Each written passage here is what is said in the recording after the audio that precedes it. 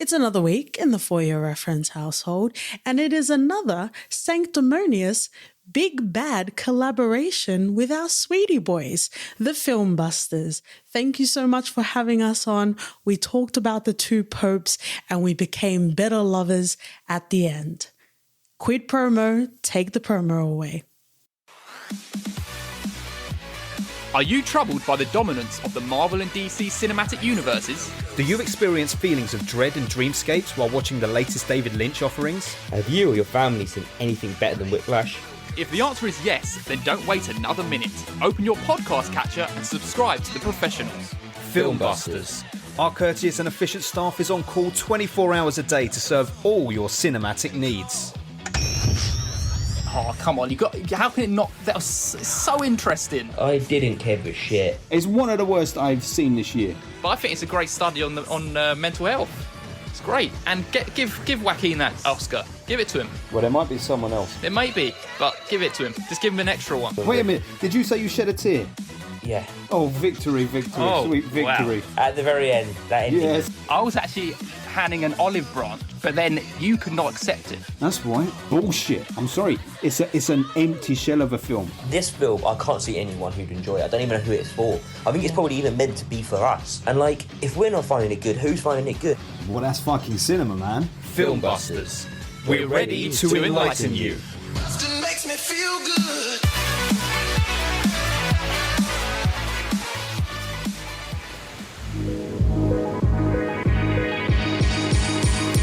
Hey friends and literal daddy lovers, welcome back to the For Your Reference podcast. You got your host Katie. And OT. Delicately adorn your wrists and neck for a plan of seduction. Ensure parental advisory as we cover the Orphan films this week. Woohoo! Oh, yeah, hoo-hoo. Oh, he tried something new today. It was just a roller coaster, I believe. Oh, wow.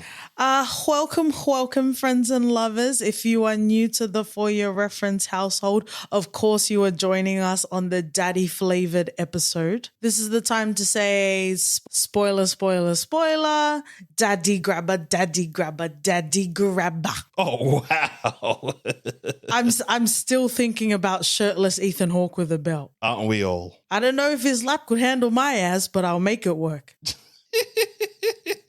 All right. Right off the top of this, before I get into general stats and information, I am around the age of Esther in the settings of these films. And for damn sure you would know that and I'm not even talking about like my size, like even if I was Esther's size, OT will probably vouch that I am too much of a fucking pervert for you to not know that I'm not a child. 100% agreed. Or maybe I'm like baby Forrest Whitaker in the Key and Peele sketches.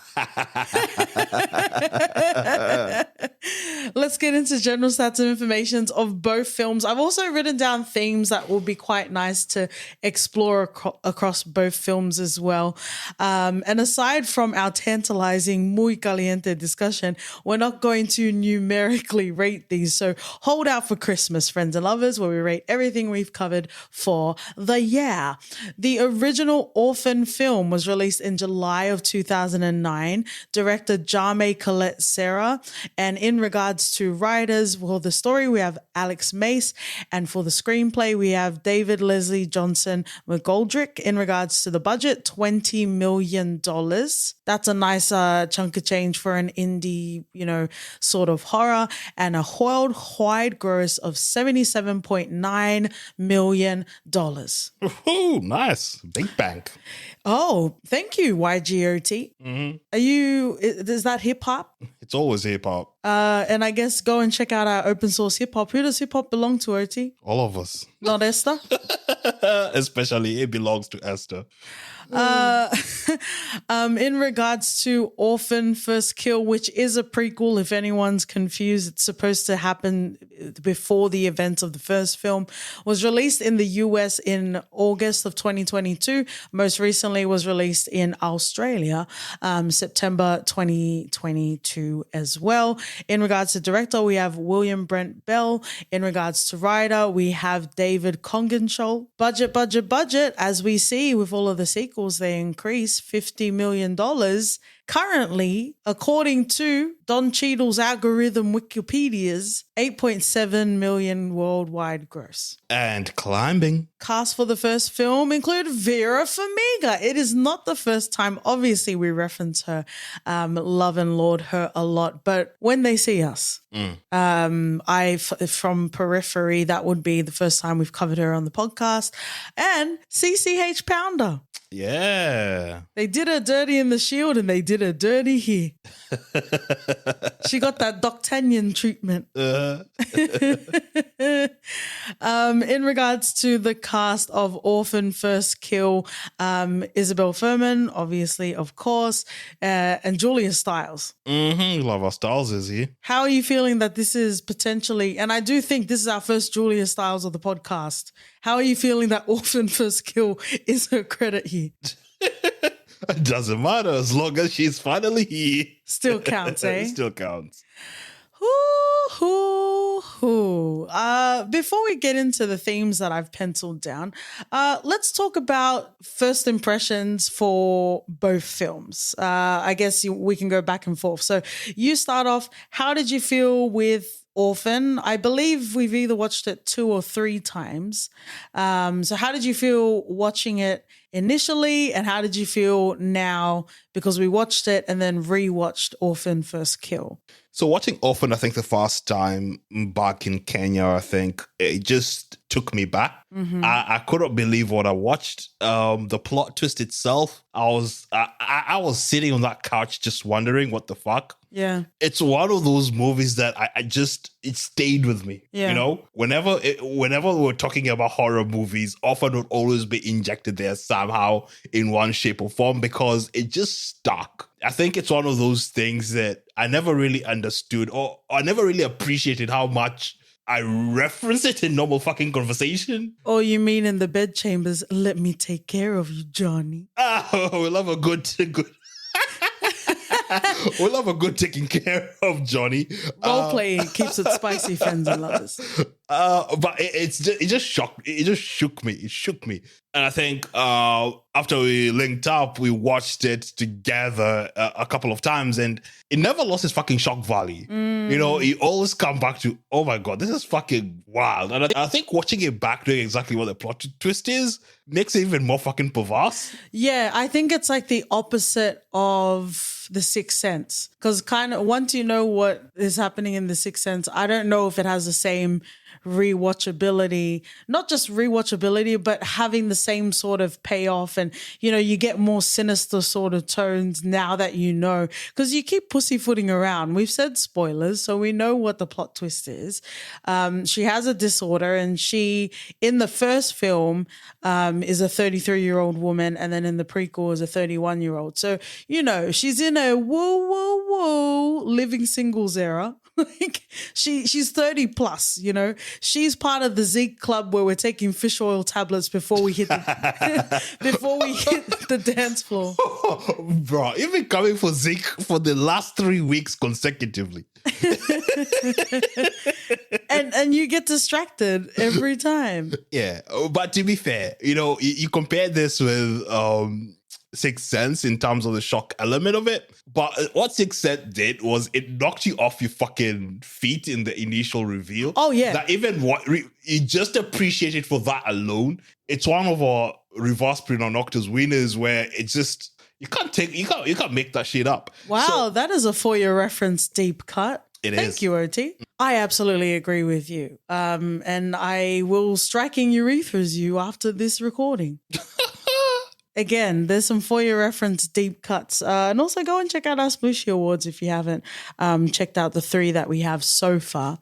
But I absolutely agree with you. You know, on this journey of starting the podcast, I think naturally, when without even trying, the way that I watch and consume films has changed from the average casual, just watch a movie, have some giggle gaggles, you know, yell in Brotherhood with Killmonger when he talks about museums. Like, not to say that, you know, my watching was surface level, but it was very much watch a film, carry on with my life. And Orphan was a great film, but I think even watching it now, and it's exactly what you're saying, it really does stand the test of time. And I don't think I realized how great that film was, or maybe it's just as time has gone on and other films have come out, you start to realize how bolstered in quality Orphan was. Like, it fucking works on every level. And I think, what really makes it work is there is an earnest attempt at telling a story, right? And I think that's part of the great sort of formulas of any sort of like comedy or any sort of like anime. You need to have the element of like a straight man, right? Our Nejis, if we're going to talk about Naruto or Rock Lee and his ninja pals. There can be a lot of ridiculous or balls to the wall mayhem, but there needs to be some grounding and some anchorage. And I think, Vera Farmiga, obviously Love and Sploosha's great performance, but her as Kate really brought an earnestness to the film.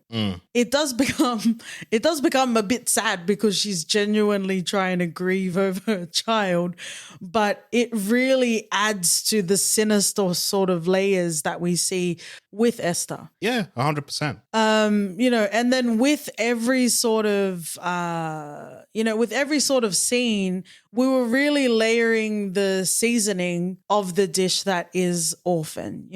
I think when you get any sort of film, whether it's a blockbuster or whether it's more of the indie leaning, what I personally enjoy is when you are layering the seasoning of the same dish instead of creating side dishes around it. 100% agree. I think the way the story is told is quite engaging, and I think you're stuck in buying into the stories of the characters. In Kate, of Vera Farmiga's Kate character, you get to see her go through the process of, even when she starts questioning herself about, wait, did Esther just say this? It plants a seed and it unravels slowly and it's buyable. You can buy that. That's the sort of correct thought process that anyone would go through. But even when Kate was showing the rose bush, I'm like, this poor lady, like she does not know what she's about to get into. And the most intriguing thing for me was that it seemed like an honest attempt in Esther's first bit, or at least in the first half, to sort of try and connect with Kate in a way in which we didn't really see it in Often Fast Kill. Like there was this sort of, I'll spend time with Mommy for a bit. But then after the fucking and her seeing the fucking, she was, bitch, you gotta go. I don't know what she assumed was happening. Like they weren't practicing abstinence or whatever. Yeah. Or maybe it's like you find she could like delude herself, but then once you see it, it's hard to unsee it, right? Yeah. But it's interesting that you say that but even after watching it multiple times, you still think Esther was earnestly trying to get to know Kate. I just thought of, I didn't even think about it the first few times I watched it. It's not until I watched Fast Kill that I saw the relationship with Kate be a bit different. Like her listening to her talking about the death of our baby, and even trying to practice the piano with her, where there were moments where they were together, at least alone, the intimate moments. Whether or not it was truly honest is one thing. I always saw her as being opportunistic. And even after watching it, like after knowing what the plot twist is, like it felt very manipulative and it felt very calculating. And she was just gathering intel to use against Kate. That's the way I saw it anyway. Fair enough. Maybe there's a bit of that. I just saw it differently, especially after watching Fast Kill. You also touched on something, but it is one of the themes, so I'll leave that for later. You just went straight to the fucking, hey? Yeah. But all in all, when I think, great sort of horror films, I think of Hereditary, I think of Upgrade, I think of Get Out, and I think of Orphan as well. Like, it's just a juggernaut and it really delivers punch on punch on punch. And, you talk about, the sort of interplay with the characters, like poor Max. Like, I think like we don't even have children, but I would never treat children so cruelly. Yeah. It's like, do you like kids? Like, is that okay? First of all, we're targeting orphanages, and now even the kids that are in their biological homes, you want to terrorize them too? Mm-hmm. But with Max, also the way that she was showing, the pictures to Daniel, like it's so beautifully illustrated how Esther is like a very dangerous force, a rooster in the coop, if you'll pardon the pun. Go and check out The White Tiger while we're at it, friends and lovers. But wow, like just like really, really, and the last like 15 minutes, man, it was fucking wild. It was. Because, we've already mentioned spoilers and we're going to talk about, Orphan First Kill and talk about themes, but I'm coming straight to the end. So she had attempted to, but Daniel is still alive. She murdered the dad, but I guess that's also, like you said, being rejected and all that sort of incel shit. Max is never going to have a normal life after this. Nah. Poor kid. Not cool, man. So I guess if we're talking about body count, maybe not as much. Let's get into Orphan First Kill. How did you feel about it? We watched it first as an early screener, and then we watched it again in the lead up just to get the tasting of both films. So you've watched it twice now. Thoughts, feelings, qualms, quarrels, quandaries? First time, I thought it was just fine. I think watching it in a sort of cinematic environment played a bit of part for me, because I think a lot of these movies, especially horror, I think I prefer being sort of insular, or being by myself. Well, being in a sort of more private environment where I can actually be scared if I want to, and not holding shit in. Because that's toxic masculinity. I'm not gonna be the one that screams on top of my fucking voice. Captain Lammers. Exactly. I'm not gonna Scooby Doo in there. So you're gonna Scrappy Doo. But I think watching it the second time, I appreciated it more. Just seeing how everyone had bought into, all right, we know you're not a 10-year-old girl. We know you're fatty. Cool. Yeah, so I was like, okay, hopefully it's not just going to be a repeat of what we'd watched in Orphan. We all have our skeletons that colors with Trisha and Ghana. So let's play this shit out. And I think that was quite refreshing and enjoyable. Really? Yeah, I liked it. So you like it the second time round? Because I remember the first time we both were on the same page. The first time I was a bit nonchalant about it. I think having the second rewatch, I sort of appreciated it for what it was. I think just having that angle where you get to see Trisha and Esther knowing they're super bad people, but still trying to fight for this man. I thought it was just crazy and ridiculous. But it worked to some degree. That's so interesting because, like it's not my fave. And, I've talked about really the only great instances of like prequels, sequels, reboots, spin-offs, comebacks, and that sort of thing is like Don Mancini being the king of horror, with the Chucky TV series. Yeah. But I think that's also because you have the creator that's still a part of it, being able to helm and curate and, navigate the ship that is their IP, right? But are you coming for Halloween, eh? I was, I was going to mention John Carpenter because we all remember what the third Halloween was like. Am I right? Oh, yeah. I was going to mention it, but I thought I'd let it cool down for a bit. It did give us a really creepy Shamrock song, man. So I'll need to check the timeline, but I think that's when I developed Two Voluptuous Breasts by LL Cool J's Erotica. Well, if the Storks bring babies, LL Cool J brings the titties. Fair enough. I can't argue with that.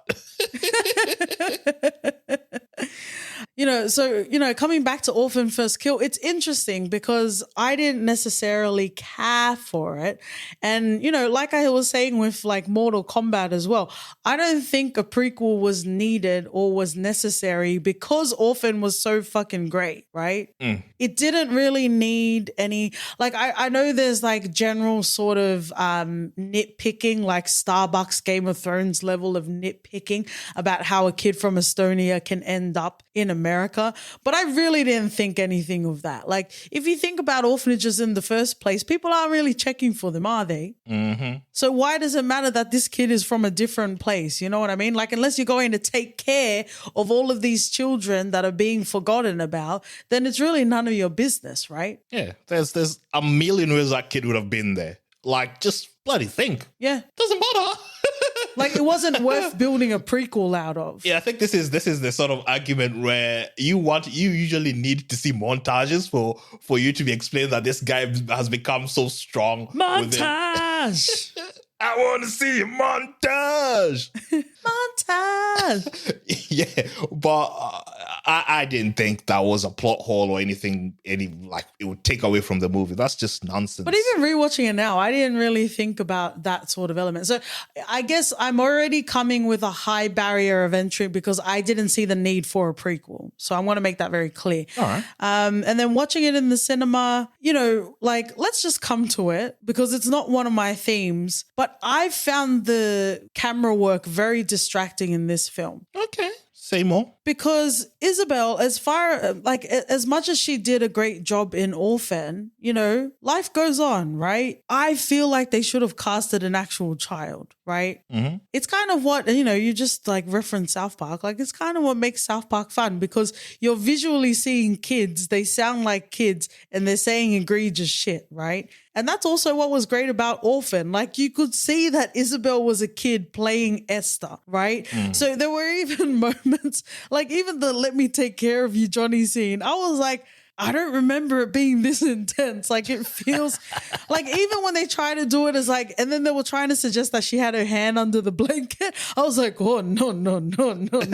Look away. You know what I mean? Like, but that's what adds to the film because you can actually see, like, I'm not saying that Orphan First Kill is to the level of Grease, like having 50-year-olds in the production. But there was definitely, like, there was so much. And I guess if I can also lend, not necessarily gimmicks, but like, camera sort of trickery and techniques and that sort of thing.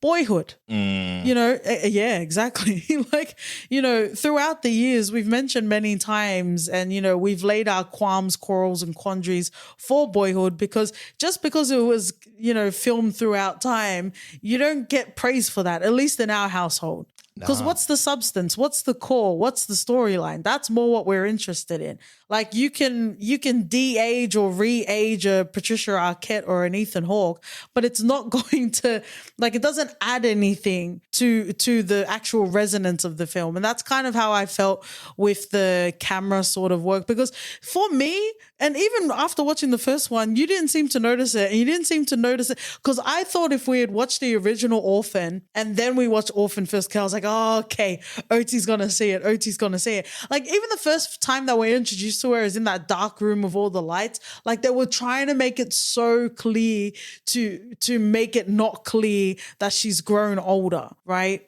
I see what you mean, but every time you try to point it out, I was like, huh? I just did not see it. It didn't bother me.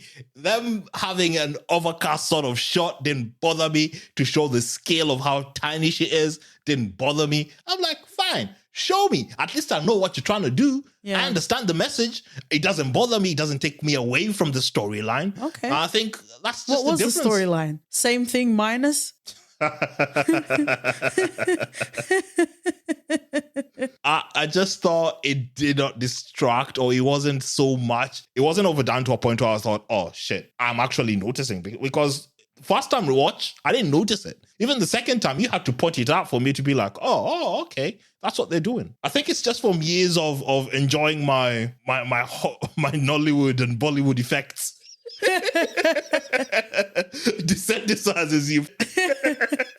What is reality, right? What is reality anymore? Fair enough. I think watching the prequel, watching Orphan First Kill, what it did, it just bolstered my appreciation for the first one because, you see so many, like the paintings, you know, the hidden messages, the hidden layers with the lighting and the paintings, her suppressing her breasts, because I don't think I even remembered that from like the watches we had earlier. Like there's so many echoings, you know, from the original into the prequel. But again, that's more praise on the foundation and the bolstering of quality or the layering of seasoning in the original Orphan. But let's get into the actual themes that I have, and then we can go to like other characters as well. I want to talk about Esther as a character and I guess her sort of evolution or her trajectory as a character. Okay. Because I think, you know, I've kind of already alluded to it. I think the presence of the prequel kind of waters down, you know, the solid character that we had in the initial film. Oh, waters down. Like I don't know. I think part of what I really enjoy, and in my opinion, would be what makes Orphan work is the fact that, you know, whether you know Esther is a grown woman or not, she's very serious, right? She's very about her mission and her plan and what she's about to do. I didn't feel like the sort of lightheartedness that they try to inject, kind of when I was talking about like the Black Phone as well, like with Daddy Hawk trying to make a joke about salt and pepper on the eggs, right? Yeah. Like it didn't afford for that sort of levity. And the funny moments in Orphan were like uncomfortable moments. And, you know, even to draw a parallel, you know, it was Esther with Daniel when she was trying to, you know, she went on a recon mission. She was trying to find out how much Daniel knew, what did he see? And she's like, I'll cut this little prick off if you say anything, right? Yeah. That worked. Like that worked really well. And then in Orphan First Kill, I think it was to one of Gunner's friends. She made some sort of lewd comment about maybe not cutting off a dick or something like that. And to me, it felt so out of place because it wasn't afforded in that moment. And, you know, even if we talk about her going on a joyride in Orphan First Kill, you know, with her and her lipstick on trying to feel, you know, her Thelma and Louise fantasy, like for me, the tone or at least the sort of pace of the film, it didn't really afford for that. And even her with the lipstick in the car, it did nothing for me unless she's trying to channel Margot Robbie's Barbie. I don't know. Like for me, it didn't make sense. And it really, I go back to Don Mancini. It's like, you know, like the Bride of Chucky, Seed of Chucky, like those beautiful, beautiful, beautiful films where you can tonally make a shift, but sometimes it just doesn't work. And for me, the payoff didn't work with Esther's character in the prequel. Interesting trail of thought. It didn't water down Esther as a character for me because whatever Orphan founded, the roots were already so deeply grounded, at least in me. Okay. That whatever prequel that they would do would never detach anything from Esther as a character. So I went in fully knowing what Esther is and what to expect and trying to understand how she got that way. So seeing, or at least them trying to layer out whatever it is that happened to her or to get to that point and her interactions with sort of the first families in America and how all that went down.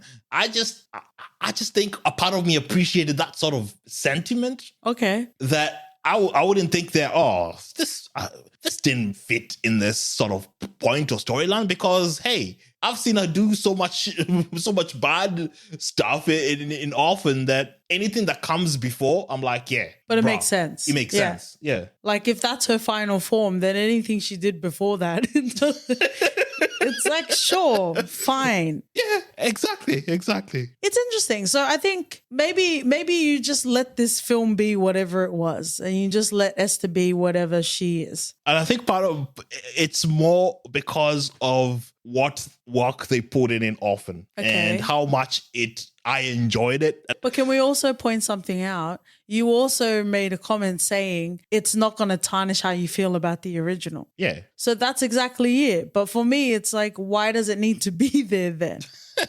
And if it doesn't matter, why is it here? Do you see what I'm saying? I see you. But it's interesting and it's nice that you let characters be characters. But then why were you so frustrated at Goro in the new Mortal Kombat. Sorry to hurt your feelings, but You just don't bring people from off the field, that didn't fucking exist anywhere to come and nah. I'm not even gonna, because that's a spoiler. it's not the same. It's not the same. It's not the same. The Okay. pain is real, man. The pain is real. Just to go back on what you were saying about like the tonality and that sort of thing. Like you said you're fine with it or it doesn't bother you. I don't know if it's about this film specifically, but it's exactly why, in Friends and Lovers, our first episode, can you believe, was Black Panther. What kind of accent is that? We do love Forrest Whitaker. Just know that going in if you haven't listened to that episode. But it's kind of the qualm that I have with Black Panther as well as Marvel sort of films in general, but Black Panther specifically because they were trying to have these jokey jokes and then have like real world conversations about slavery. You know what I mean? So for me, obviously not to the level of slavery, even though with orphanages, it's not necessarily, skipping through a meadow with Edward from Twilight. But yeah, I just like tonally, it didn't work for me in the second film. But again, like, I don't know, like I wasn't going to be pleased either way. Seems like it. I'm not throwing my hanky into the crowd anytime soon. That's good to know. My next theme, go and watch Rap Shit, friends and lovers. We're about to cover it. Is called Seduce. A scheme, I must spend this cream. Put his face in a crack like a fiend. I called this seducing scheme because Esther. So, you know what I think is so interesting? I really thought we could have. Actually, now while we're talking, I think a prequel could have worked, but maybe not just focusing on her first kill, maybe just seeing her trajectory. Like, as a longtime fan of Criminal Minds and best friend to Aisha Tyler, they talk about unsubs and how they work up to, whatever their end goal is. Like if they hate their girlfriend, they're going to start killing people that look like their girlfriend and work up to it, right?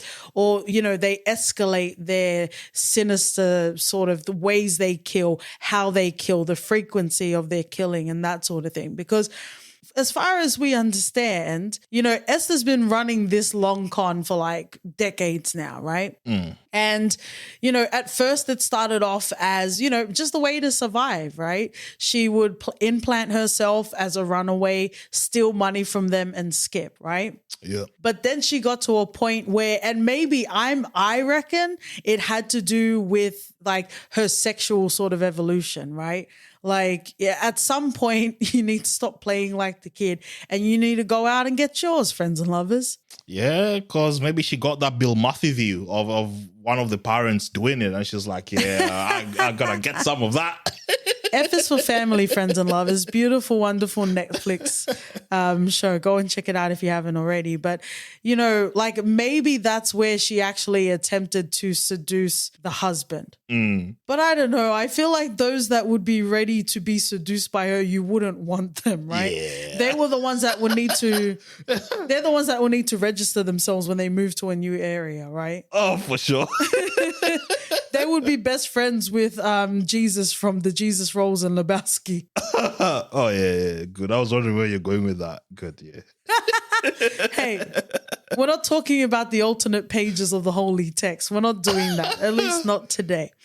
That's interesting to me. That's compelling to me because you see the escalation and the urgency and the changing sort of needs of her. It's not just, I need to survive, so I'm going to rob this family and disappear. It's, I need to get some. I need this daddy to break me off. I need to start knocking boots. Like, it just... Yeah, and the weird thing is, her initial plan of just, getting in, getting some money and moving on would probably work for her throughout her fucking lifetime. Yeah. So it's wild that okay, so she gets to want to be part of the family and have this sort of relationship with her husband. Yeah. I don't even think she likes the kids because the kids also fucking go, right? So it's just her fantasy that it's her and the husband and that's it. Actually, no. Actually, I do have a big positive for Orphan First Kill. All right. Say it.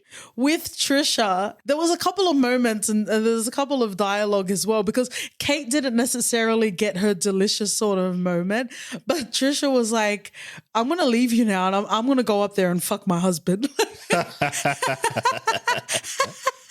And also, yes, it's sad, but also Esther is a motherfucker, or a daddy fucker is what she's hoping to do.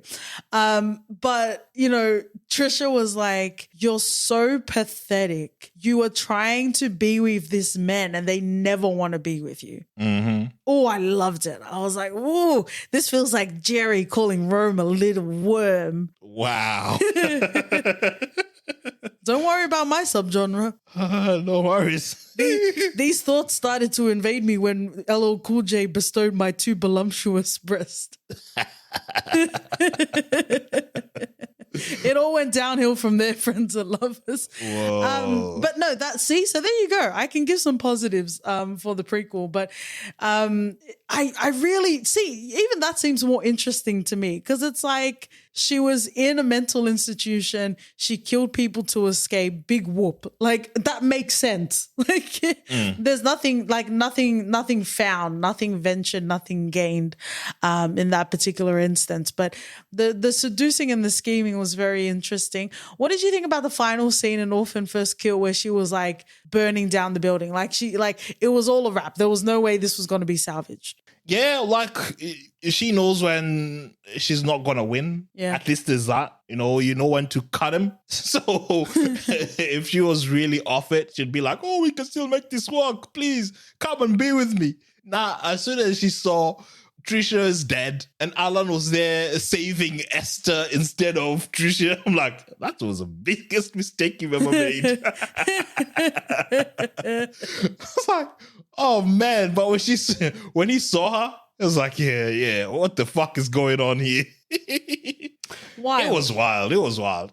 And I enjoyed it because, Esther has to, she goes through all these rejections and disappointments, and I think it makes her even more ruthless the next family she goes to. Each rejection just gives her that extra oomph that she needs to take out on. Do you see how that's a more interesting story? Yeah, I see that. Because I'm not necessarily the sort of person being like, it should be this way, it should be that way, because at the end of the day, they make the film they want, networks interfering or otherwise. But, the film is made the way that it's made. So it's whether I enjoy it or not. It's like, this needs to be this way, then I'm going to love it, right? Like, and it's like, I'm not just going to be like, you have to have this haircut or I'm never going to love you. You know what I mean? Like, it is what it is, right? But also at the same time, I should also be grateful for moments of films that I enjoy, because I didn't hate Orphan First Kill. There was a lot of befuddlement, but it wasn't as if I hated the experience. I definitely enjoyed it. And I just want to talk about a film that I didn't necessarily care for. And again, it's moments like this that bring it back to a perspective, because as much as I do have my grumbles about Orphan First Kill, it wasn't like Identity, the John Cusack and Ray Liotta film. Oh. I feel like the core part of the film is the spoiler, so I'm not going to mention what it is. But that film, friends and lovers, our DMs are always open, but I need to have a conversation. If you've watched Identity with John Cusack and rest in love and peace and power, Ray Liotta, please, I need to have some dialogue around it. Let's move on to the next theme. I have professional help because I actually think it's quite cool. And it was in both films that there were health professionals. And the weird thing is, because in the original Orphan, Dr. Browning doesn't see anything past Esther. Like she's fine, but I think there's a little few things here and there that. But but you need to remember she's a grown woman, Esther. Yeah, she's gaming the game. But in Orphan First Kill, the psychiatrist was like seeing through all that. She was like, mate, she's very, very intelligent. She's giving an aura of an adult. She's giving Zik energy, you know? But to be fair, she was like right out of the gate. So I guess that makes sense. Yeah, I guess you stumble and you learn your way to, you know, to trick the professionals. So yeah. But you're right. You're absolutely right. Dr. Seeger in Orphan First Kill, like there was nothing, there was nothing like you couldn't trick her. She was seeing all of it. She was not buying anything. No, she wasn't. But I guess the presence of them and, you know, without meaning to, the Sixth Sense as well, you know, like it's interesting. And also identity as well, actually. Friends and lovers, watch out for my compiled top 10 lists of psychiatric professional help in horror films. Right off the bat, there's like 4 examples right there. The last theme that I have is record keeping. Yeah. In both films. Well, to be fair, Esther is a good schemer. So she got her papers from Not Russia. a good seducer. Yeah, she needs some work on that. Well, then again, anyone that it would work on, we don't want to see in the movie, you know? So all her documents aren't really there. Orphanage have really little information on her. You know, it's not, you know, the documents are in San Institute and a lot of people died there as well. So I can excuse the fact that the paper trail is thin. But so if we're coming back to the sequel, even if you didn't work there at the time, because she kind of killed everyone in the Institute, like, doesn't that become like folklore at that point? Actually, no, because it was just 2 years later. If you work at a mental institution and you heard that there was a massacre there 2 years ago, wouldn't you happen to know who? Because even before they emailed the picture, because again, we're talking about like getting towards the 2010s. So I guess it's like the version of like dial up trying to load one picture, right? Even if you didn't know what she looked like yet, if there's some sort of kid, like, come on, like at that point. I guess maybe, but I think that would just be pulling at strings for the sake of it, because you don't know whether or not that person has called a wrong number or whether someone's just confused somewhere. They're talking about a kid that they adopted. And I think at that point, she also had the book saying San Institute. But that could be, I don't know. I feel like that would just be pulling at strings. I see what you're saying. I just don't agree that that's a qualm that I can have. Okay. All right. Well, that's fine. It's just like, because, you know, it's like when you go to like buy a house and I think in some cases it's not even legal. Like it's not a legal obligation to say that someone died in the house or was murdered in the house. Yeah, I don't think it's a legal requirement. Well, either way, like, you know, especially if you're applying to work at a mental institute, wouldn't you want to know that there was a massacre 2 years before? I think that should be, when you Google the place, that should be the that should be the thing everywhere. That's a very bloody rug if they swept it under that.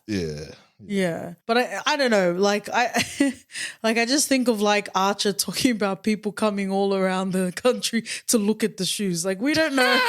Like we don't know what the state of affairs is or the job market is in Estonia. So maybe it's just a matter of, you know, working the jobs that are available.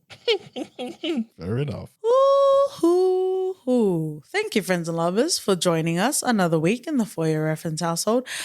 Before we finish off, OT, back to Don Cheadle's Wikipedia. There's talks of potentially a trilogy if the prequel is successful, which I guess time will tell. You know, you would have heard the stats earlier, so I guess time will tell. Thoughts, feelings? Game, man. I love Esther as a character. Why fucking not? Interesting. Okay, we're going to finish off in a segment we call For Your Reference, OT. And I'm going to reference the boy. Brahms brings all the candies to the yard. Okay, well that's an interesting reference because we both really didn't like The Boy too. I just said The Boy. I did not say anything about the second one. Okay, but so in the world of brilliant originals and then next sequels, you're fine with Orphan First Kill. Orphan First Kill is better than The Boy 2. 10 times. 10 times better. Okay. The Boys 2 should just go in the bin and never be looked at again. Bloody hell, that was a disaster. I'm going to carry on the theme of creepy children, and I'm going to reference Sinister. Oh, nice. If you would like to see OT's Hawks on Twitter and Instagram, we're at @4UFPod. Write us an email at hello@4podcast.com. We're also on Let Me Take Care of You, OT podcast. If you'd like to leave a rating and review, and we'll see you guys next week. See ya. Bye.